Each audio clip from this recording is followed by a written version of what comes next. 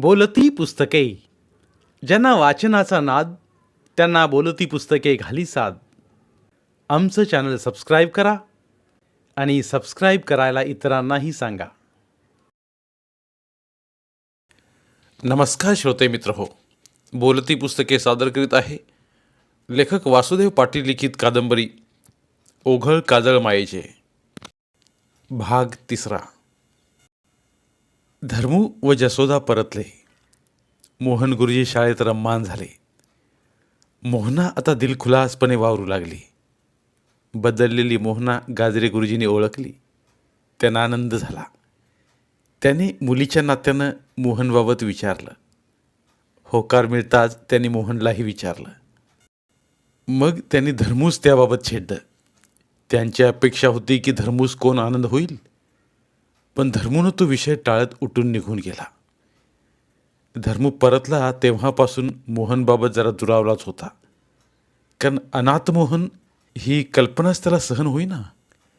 तरी त्याची वागणूक, त्याचं उपकार म्हणून मोहनचा गुरुजी म्हणून आदर करणं त्यास ठीक वाटे. तशी तडजोडही त्यानं करून घेतली. पण परतल्यावर मोहनाची बदलती वागणूक, गज्जननंही मोहनाच्या लग्नाबाबत कालच काढलेला विषय यानं धर्मू भडाकला. त्यातच आज पुन्हा गाजरे गुरुजींनी तोच विषय काढला. मोहन अनाथ असून आपण गुरुजी म्हणून त्या स्वीकारू, पण जावई म्हणून कदापि नाही. म्हणून त्यानं उत्तर न देताच उठणं पसंत केलं.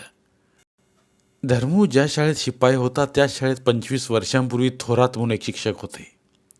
5-1 वर्षानंतर ते बदलून गेले व ते वारल्यानंतर काही कागद या संस्थेत होता तो घ्यायला थोरातबाई आली होती. त्यावेळचे जुने संबंध, ओळख निघताच उजाळा मिळाला. धर्मू त्यांना घरी घेऊन आला. मुलगाही सोबत होता. विषयामागून विषय निघाला. बापाच्या जागीच अनुकंपावर मुलाचं काम होतंय. शिवाय 5-6 एकर शेती आहे, गाडी आहे, देवाच्या कृपेने चांगलं आहे. फक्त आता पोराचं लग्न झालं की मोकळं. थोरातबाई मोहनाच्या सौंदर्याकडे पाहत सांगत होत्या, पण धर्मूचं लक्षच नव्हतं. बाईनं धर्मूस मुलाकरिता मुलगी शोधायला सांगत बागलांमधील गावाचा पत्ता देत दाणे टाकत निघून गेली. मुलगाही मोहनाकडे वळून वळून निहाळत होता. धर्मूनं आता शाळेकडे फिरकणं बंद केलं. पण मोहनाला वाटल तेव्हा ती बिनधास्त मोहनशी बोले. जे आता धर्मू व जशोदास खटकू लागलं.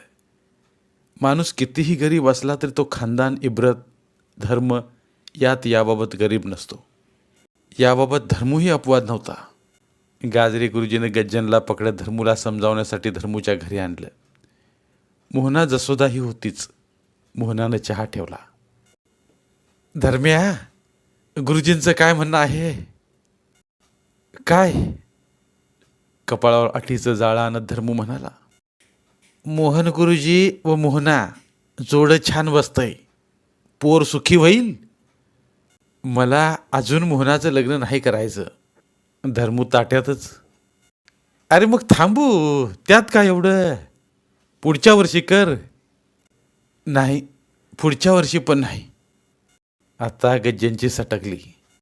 धर्म्या, सीधा सीधा चाल. उगाच आडवं मुतू नकोस. मनात काय आहे ते साफ सांग. गज्जा, लेक माझी आहे, माझी मर्जी. लेक तुझीच आहे, आम्ही कुठं नाही म्हणतोय. पण आम्हीही तुझेच आहोत. पुरीचं कल्याण व्हावं म्हणून सांगतोय. पण मला नाही द्यायची. धर्म्या, विसरलास का? मरणाच्या जसुदी वहिनीस गुरुजीनं मरणाच्या दारातून परत आणलंय. शिवाय मोहनाला हे अस्वलानं झडपलं तेव्हाही तेच उभे राहिले आणि मोहनाही तयार आहे. मग तू का नाही म्हणतोस? गज्जा, गुरुजींचं उपकार आहेत, मी मान्य करतोय. माझी मुदत ठेव भरली की आलेल्या पैशातून त्यांची पै चुकती करीन मी. अरे पर गुरुजीनं कुठं पैसे मागितलं? ते तर उलट तुझ्याशी नातं जोडताहेत. नाही, मला ते मान्य नाही. मान्य नाही का? गज्जू, साऱ्या गोष्टी उलगडून नाही सांगता येत. पण नाही. दरम्या, 2 जीवांचा प्रश्न आहे. का नाही ते तरी सांग. गजा, मोहन गुरुजी अनाथ. धर्म्या, तोंड सांभाळ नाहीतर मुस्काट फोडीन. गजन संतापला. अरे पण जो मोहन अनाथ आहे तो माझ्या मोहनाचा नाथ कसा होऊ शकेल? धर्मूही जोरात बोलला. आता पावे तो शांत बसलेली मोहना उठली. बाबा, अनाथ मोहन गुरुजींचं भांडवल तुम्हाला चालतं. आईसाठी सुरत, अकोला, मुंबई केलेली धावपळ चालते. त्यासाठी त्याने साठवलेली जमापुंजी औषधासाठी खर्च केलेली चालते. या तुमच्या जखमी पुरीला शेतातून खांद्यावर उचलून आणत दवाखान्यात घेऊन जाणं चालतं. बिल देण्यासाठी अंगठी मोडणं चालतं. मग तोच तुमच्या मुलीचा नाथ म्हणून का चालत नाही? मोहना संतापलेली होती. मोहने, तोंडाला लगाम दे. तू लहान आहेस अजून. तुला काही गोष्टी कळत नाहीत. त्यांच्या जातीचा, धर्माचा, इतकंच काय बापाचा पत्ता नाही. धर्म्या, देव माणसाची जात बाप काढताना तुझी जीभ कशी झडत नाही? गज्जनने त्याची छातीच पकडली. पण गाजरे गुरुजीनं मध्ये पडत गज्जनला आवरलं. अरे आहे गुरुजी अनाथ, पण तुझ्या घराला वाचवण्यासाठी कोणता सणात धावून आला सांग. विषय वाढतोय व धर्मू ऐकत नाही म्हणून गुरुजीनं गज्जनला उठवलं व नाराजीनं ते माघारी फिरले. त्या रात्री रात्रभर जसोदा, धर्मू व मोहनात भांडण चाललं. शेवटी टोकास गेलं. जसोदाला पुन्हा फिट आलं व घरात लोळू लागली. तर धर्मू हापसू लागला. सकाळी धर्मू बागल्यांमध्ये निघून गेला व दुसऱ्या दिवशी गाडीनं थोरातबाईनी मुलगा संपत यांना घेऊन आला. संपतनं मोहनास एका पायावर पसंत केलं. रडून रडून डोळे सुजल्या मोहनाच्या मर्जीचा प्रश्नच नव्हता. देव उठताच मथा थोरातबाईनी पोराचं लग्न उरकवलं. मोहना सुन्न. आजारी आई, कफानं भरल्या छातीचा दमेकरी बाप वाचावेत म्हणून मोहनानं सारं दुःख गिळत मोहनला समजावलं. पण मोहननं आश्रम गाठत काकाजीच्या मिठीत शिरत हमसून हमसून रडताना सवाल केला. काकाजी, अनाथांचं कोणीच नसतं का? पोरा, कोणी आहे किंवा नाही हे न पाहता अनाथांनी साऱ्यांना जवळ करत एकट्यानं वाटचाल करायची असते. तुला तरी मी आहे. तुझ्या नावामागं भक्कमपणे उभा आहे. पण मला कोण? सारी वादळवाट मी एकटाच तुडवत आलोय व तुडवत राहणार. फक्त माझी छाया तुझ्यावर नको पडो, हीच त्या अलक्षाकडं मागणी करतोय. आणि काकाजी पण अश्रू ढाळू लागले. मोहनला वाटलं आपणास दुःखात लोटत मोहना सुखी झाली. पण येथूनच तिच्या दुर्दशेला सुरुवात होणार होती. मार्गशीर्ष लागताच गिरणीची थंडी उतरली तशी तापिकाच्या थंडीसी बारी चढून वर जावंच लागलं. संपतरावासोबत अक्षता अंगावर पडल्या व मोहना कुंकवाचं लेणं कपाळावर माखत बारी चढून बागलांमधील टवकी गावात नांदावयास आली. लग्नाआधी धर्मूनं मोहनाच्या लग्नासाठी तुटपुंज्या पेन्शनमध्ये रकमेची मुदत ठेव केली होती व कसायला घेतलेल्या शेतातूनही मोहनानं भरघोस मका व खिराचं उत्पन्न काढलं होतं. धर्मूनं गाजरे गुरुजीला मध्यस्थी टाकत त्यातून मोहन गुरुजीचे पैसे परत देऊ केले. पण मोहननं हात जोडत, कृपा करा, आधी मोहनाचं लग्न पार पाडा, मग उरलीच रक्कम तर भले परत करा. असं म्हणताच गाजरे गुरुजींचं मोहनचं दातृत्व व समर्पण पाहून मन भरून आलं. मोहन उठून चालता झाला. गाजरे गुरुजी मग संतापले. धर्मदासराव, उचला ती रक्कम आणि निघा इथनं. धर्मू खालमानेनं निघाला. पगार होताच मोहननं बॅरला जाऊन सरपाकडनं अंगठी सोडून आणली. आता त्या अंगठीकडं पाहत त्यानं वरच्या मेघात पाहिलं. रेघोट्या आडव्या उभ्या तिरप्या जुळू लागल्या, पण लहानपणीचा अस्पष्ट आईचा चेहरा स्पष्ट होईच ना. मात्र मग नेहमीप्रमाणे दुसऱ्या मेघाची रेल्वेप्रमाणे बसणारी टक्कर न बसता मेघांची दाटी झरझर बदलली व एक नवीनच आकार तयार झाला. मेघांचा पिंजरा बनत त्यात मैना घुसत राघूस आत येण्यास खुणावत होते. बिचारा राघू आधी टाळत होता, पण शेवटी मैनेच्या आग्रहानं व प्रेमापोटी तो आत घुसतोय असा आकार येऊ लागला. तोच वाऱ्याच्या गचबूस दाटीनं गचका देत मेघ आकार बदलू लागले आणि निमिषात आत घुसलेली मैना आक्रंदत मागे वळून वळून पाहत उडत दूर जाऊ लागली. मोहनला मैना का उडून जाते ते समजलं. कुंकवासाठी मैनेला दूर उडून जावं लागतंय, तरी आपण तिचा पाठलाग करत तिला माघारी फिरवणं व तिच्या मागोमाग जात तिच्या संसारात विष घालवणं चुकीचं होईल. मोहननं मोहनाच्या लग्नात हजर राहत तीच अंगठी तिला सप्रेम भेट म्हणून दिली. हृदयातील उमाळा डोळ्यात दाटत हळदीच्या अंगानं मोहना विधीर्ण होत मोहनकडे पाहत सप्तपदी चालली.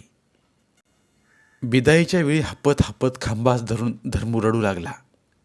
रडणाऱ्या बाबास आपला आकांत दाबून धरत मोहना धीर देऊ लागली. बाबा, बाबा, अश्रू आपणास जपून ठेवावे लागतील, कारण एक वेळ त्रिभुवनाच्या नाशाचं पातक माणसास माफ करून देईल, पण तुटलेल्या काळजाची हाय तुमच्या या लाडक्या लेकीस माफ करणार नाही. टवकीत आल्यावर 8 दिवसात संपतराव व सासू मथा यांचं मूळ स्वरूप प्रकट होऊ लागलं. नव्या नवरीस 8 दिवस होत नाहीत तो संपतराव लालबुंद डोळे सुटत जाणारा तोल सावरत रात्री अपरात्री घरी परतू लागले. तर कधी दिवसभर बदफैली मित्रांना घरात थांबवत मटण, कोंबडं, मच्छी शिजव, चकण्या, शेंगदाणे खारव, बोंबील तळ, मच्छी फ्राय कर, बाटल्या, सोडा असला अंगावर काटे आणणारा व किळसवाना प्रकार. मथाबाईसी या गोष्टीचं काहीच वाटना. उलट संपतरावांचं लग्न झालं म्हणजे मोठा जुगारच लागल्याचा आसुरी आनंद व त्याचा आसुरी जल्लोष. नवीन मुलीनं घरात येताच काही बोलणं बरोबर नाही असा विचार करत मोहनचा विरह यात मोहना हा सारा तमाशा मुकाट्यानं सहन करीत सारी निस्तैवार करू लागली. सकाळी मथाबाई आरामानं उठत. मग त्यांना दात घासण्यापासून तर आंघोळ, चहा, नाश्ता जागेवर व तोही वेळेत द्यावा लागे. मग संपतराव तुंबारल्या डोळ्याने उठत, आंघोळ करत. तेवढ्यात फुकट भाऊ सोमे गोमे 8-10 टाळकी अवतीभोवती गोळा असायचेच. त्यापैकीच एकजण पिटाळा जाई व बाटल्या हजर होत. मग मस्त बैठक. लगेच घरात चकण्याची फरमाईश. देवपूजा राहिली तरी चालेल, पण आधी चकना हवा. मग लगेच एखाद्याकडे खिशातून मिळेल ती नोट देत गावठी कोंबडं, मटण किंवा मासे आणले जात. मग ज्या मोहनानं माहेरात कधी मांसाहार केला नव्हता तिला 8-10 दिवसानंतरच कोंबडं फटकारणं, मासे साफ करणं शिकावं लागलं. मग ते काम होई. तेवढ्यात 3 पत्ती रंगात आलेली असायची. बाटल्या एक एक रिकाम्या होत आल्या असायच्या. शिजणाऱ्या मटणातून ताटल्या भरून भरून पीस चकण्यास जायच्या. 3 पत्तीत खाली होत फुल्ल टल्ली झाल्यावर संपतरावाचा मूड गेला की मग जेवण. दुपारून हेच पुन्हा परत रात्री उशिरापर्यंत. मग मोहनाच्या डोळ्यात गाढ झोप तळत असताना दुसमुसळेपणा दाखवत रानटीपणानं ओरबाडणं. नंतर मग तिचंच सवयीनं नाईलाज असतो समर्पण. घरातलं संपत आलं की मग गावातल्या दत्ताजी सौंदनकर नावाच्या सावकाराकडे जाऊन मागच्या व्याजाचा हिशोब वाढवत मोठी रक्कम उचल घेणं. ती घेतल्यावर मग गाडीनं थेट नाशिक वा धुळ्याला निघत मोठमोठे क्लब गाठत 4-5 दिवस नुसती धूम. पैशाचा चुराडा. जिंकलेलं किंवा थोडीफार रक्कम उरवून मग घरी पुन्हा तोच खेळ. मात्र संपतराव बाहेरगावास असले की मोहनास मग थोडी उसंत मिळे. मग मोहनच्या आठवणी, वस्ती, आई बाबा यानं व्याकुलता दाटत मन भरून ये. आणि मग नुसतं रिकाम्या ढवंडायानं आढ्यांकडे पाहणं. संपतरावांचा व मथाबाईंचा हा जो जल्लोष चालू आहे याचा नेमका उत्पन्नाचा स्रोत काय? हा प्रश्न गरिबी सोसल्या मोहनास लवकरच पडला. कुठलंच काम न करणं आणि नुसतं चैन करणं कशावर? तिनं एकदा सासूबाईजवळ सहज वरवर विषय छेडला, पण तोच मताबाई तिच्यावर डाफरल्या. घरातल्या सुनेनं चूल न मूल यातच लक्ष ठेवावं.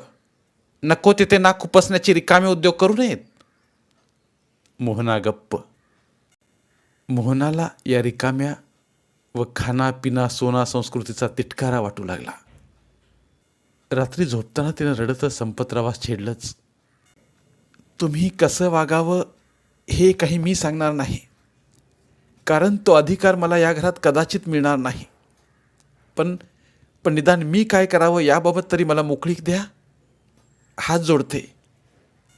दारूच्या नशेत असणाऱ्या संपतनं तिचं ऐकून तात्पुरती संमती देत तीच जबरदस्ती केली. दुसऱ्या दिवशी तिला तो गाडीनं शेतात घेऊन गेला. शेत दाखवलं व तुला काय करायचं ते कर, पण माझ्याकडून शेतात राबणं शक्य नाही सांगत तिला कटवत परत आणलं. 5-6 एकरांचं रान कसलं तर कमाई देणार होतं, पण हल्ली ते त्यानं दुसऱ्याला कसाला दिलेलं. मोहनाने पुढच्या वर्षी स्वतःच करण्याचा निर्णय घेतला, जेणेकरून यांची घरातील मैफिल टाळता येईल व शेतातून काही ना काही उत्पन्न काढू व हळूहळू संपतरावासी लाईनवर आणू. दिवस जाऊ लागले आणि शेजारी पाजाऱ्यांचे तिचे संबंध येऊ लागले. तसं तिला यांचं आतलं रूप कळू लागलं. त्यातच तिला 9वा महिना भरत आलेला. पावसाळाही जवळ आलेला.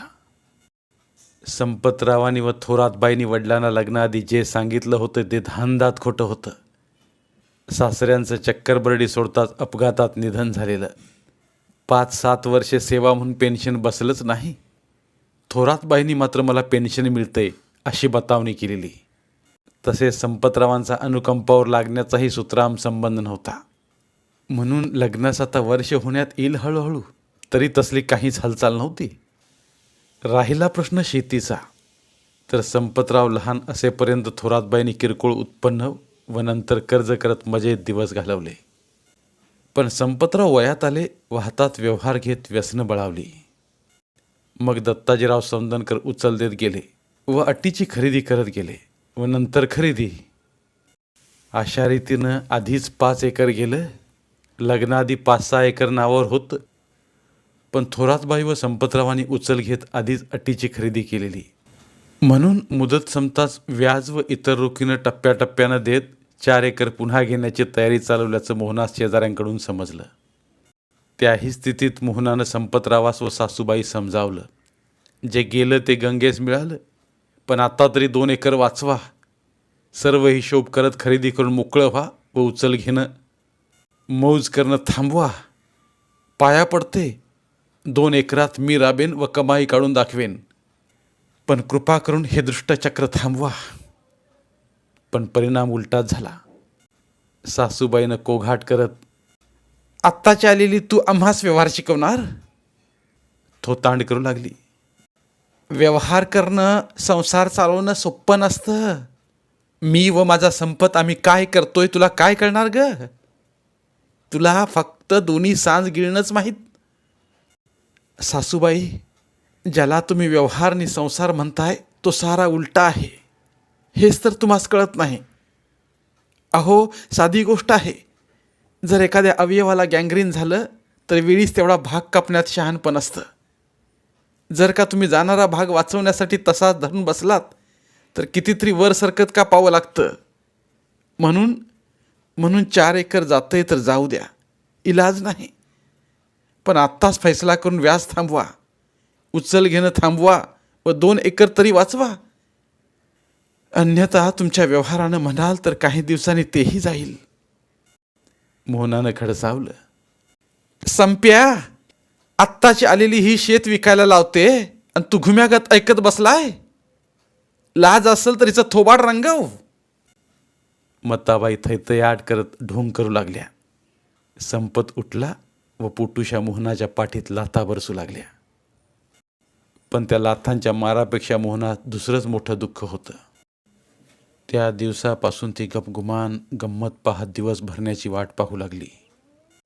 दिवस भरले व तिला मुलगी झाली. 4 दिवस दवाखान्यात राहून ती टवकीत परतली.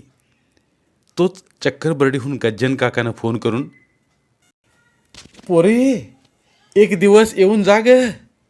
माझ्या धर्म्या मित्राचा आता भरोसा नाही. भरल्या आवाजात सांगू लागला. मोहनाच्या आसवांचा बांध फुटला. लग्नानंतर 2 वेळा आईबाबा टवकीत येऊन तिला भेटून गेले होते, पण तिनं माहेरात पायच ठेवला नव्हता. कारण आईवडिलांनी मरणाची भीती दाखवतच तिला मोहनचा त्याग करायला लावला होता. म्हणून तो कड तिच्या मनात होताच व माहेरात जाऊन कपाळावरचं कुंकू कोणत्या तोंडानं मोहनला दाखवायचं म्हणूनही ती माहेरला जायचं टाळत होती. पण आता तिचा बांध फुटला. ज्या अर्थी गज्जन काका सांगतोय म्हणजे तब्येत नक्कीच जास्त असणार. ती सासूस विनवू लागली. पण मथाबाईनं ओली बाळंत पावसाचे झडी झडकनचे दिवस. लहान बाळ याचा विचार कर, मगच घरातून पाय बाहेर टाक सांगत तिला धमकावलं.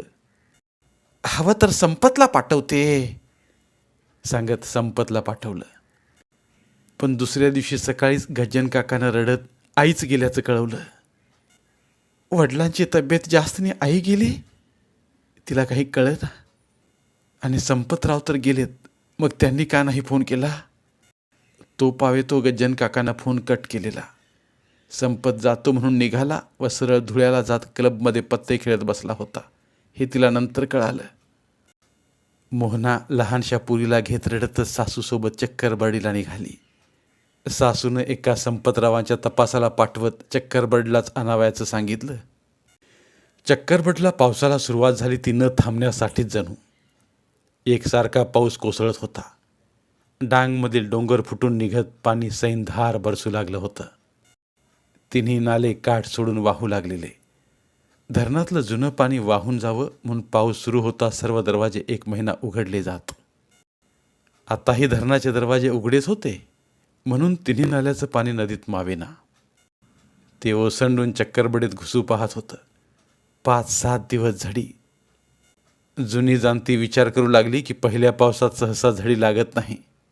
मग सूर्यनारायणाचं दर्शन होईना. जंगलात गावात जिकडं तिकडं पाणीच पाणी. डांग जिल्ह्यातील दरीखोऱ्यातून डोंगरातून मोठमोठी झाडं उन्मळून पाण्यासोबत वाहून येऊ लागली. फांद्या लाकडं पुरासंग वाहत काठावरून कुठंतरी अडकू लागले. पहाडातली छोटी मोठी जनावरंही पाण्यात सापडत वाहू लागली. साप अजगर बिळात पाणी गिऱ्यानं कावरत पाण्यात वाहत वाहत काठ लाकूड फांदी शोधू लागले. चक्करबर्डीजवळ नदीनं वळण घेतल्यानं असलं काही बाई काठावर लागून वस्तीत हमखास घुसे. वातावरण सर्द ढगाळ व झड यानं धर्मूचा दम बळावला. तो हापू लागला.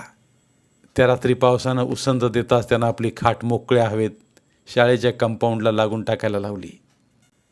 मोहन एवढं होऊनही वर्षभरात विसरत म्हणा व मनातला कड मनात दाबत म्हणा तरी धर्मूस मदत वा देखरेख करतच होता. गज्जननं फोन करूनही मोहना आली नाही म्हणून वाटेवर डोळं लावून धर्मूनं संध्याकाळी आशा सोडली. मोहन आला तेव्हा तो रडतच, मोहन मला माफ कर, माफ कर, मी चुकलो, मोहास बळी पडलो मी. खोट्या खोट्या इब्रतीत जात पात खानदान पाहत त्याचा ऊर भरला. श्वास फुलला. बोलणं थांबलं. बाबा का जुन्या गोष्टी काढून उगाच जीवास त्रास करून घेतात. मोहना तिच्या संसारात खुश आहे यातच मी भरून पावलो. आणि माफ करण्याचा काय संबंध. तसं असतं तर मी तुमच्याकडे येणं जाणंच बंद केलं असतं. मोहन पोर सुखी. धर्मू खोल श्वास घेत खिन्न झाला. पण अंधारात मोहनला समजलंच नाही. मोहन तू फोन कर तरच ती येईल. गज्जननं फोन करूनही ती आली नाही. तू मोठ्या दिलाचा आहेस. तू तू माफ करशील ही, पण ती मला माफ करणार नाही. आणि माझ्या मरणाआधी ती आली नाही तर मला शांती मिळणार नाही. बरं आता उशीर झालाय. ती कशावर येईल त्यापेक्षा उद्या सकाळी करतो सांगत मोहन धीर देत उठून गेला. पाऊस थांबला म्हणून धर्मूनं मोकळ्या हवेतच खाट राहू देत म्हणत झोपायचा प्रयत्न करू लागला. पोर आली, शेवटची भेट झाली म्हणजे आपण मोकळं असा विचार करत तो झोपला. रात्री उशिरा जसोदा उठत नवऱ्याच्या खाटेकडे जात पाहून आली. श्वास चालू होता. तिनं पायातीला पडलेली गुदडी अंगावर टाकून देत ती घरात परतू लागली. तोच तिला पायावर काहीतरी टोचलं. ती अंधारात खाली वाकत पाय झटकत खाजू लागली. ती खाटेजवळ आली पण तिला चक्करसारखं जाणवू लागलं. घरातला मिनमिनता दिवा 2-2 दिसू लागलं. ती कलंडली. तोंडातनं फेस पाय हात वाकडे होत झटके देऊ लागली पण तिचा आवाजही निघाला नाही. सकाळी उशीर होऊनही जसोदी उठत नाही म्हणून धर्मू हापत हापत घरात गेला आणि पाहताच त्यांना अस्थिपंजर झाल्या छातीत दम भरत बोंब ठोकली. लोक आले. रात्री पाऊस बंद झाला होता पण काठावर लागलेलं कातावलेली जनावरं वस्तीत फिरतच होती. त्यापैकीच एकानं रात्री उठल्या जसोदास डंक मारला होता. पान लागलं होतं व पाणीही मागून न देता संपवलं. गज्जननं मोहनाला फोन केला, पण जसोदा गेल्याचं दुःख व पुरीचं वाटोळं केल्याचं दुःख यानं धर्मूचा श्वास फुलला की घुटू लागला. त्याला बिदाईच्या वेळचं मोहनाचं वाक्य आठवू लागलं, तुटलेल्या काळजाची हाय. आणि बस, धर्मूचं दिल पण त्या क्षणीच तुटलं. गज्जनला आता फोनही करता येईना, कारण मोहना येण्यासाठी निघाली असल्यानं प्रवासात होती. धन्यवाद. उर्वरित कादंबरी पुढील भागात. मराठीतील प्रतिभावंत लेखकांचं साहित्य, कथा, कादंबऱ्या ऐकण्यासाठी आमचं बोलती पुस्तके हे चॅनल सबस्क्राईब करा आणि मराठी साहित्याचा प्रसार करण्यासाठी प्रत्येक मराठी माणसाला सबस्क्राईब करण्यासाठी आवाहन करा आणि बोलती पुस्तके या साहित्य चळवळीत सहभागी व्हा. आपले पुन्हा एकदा धन्यवाद.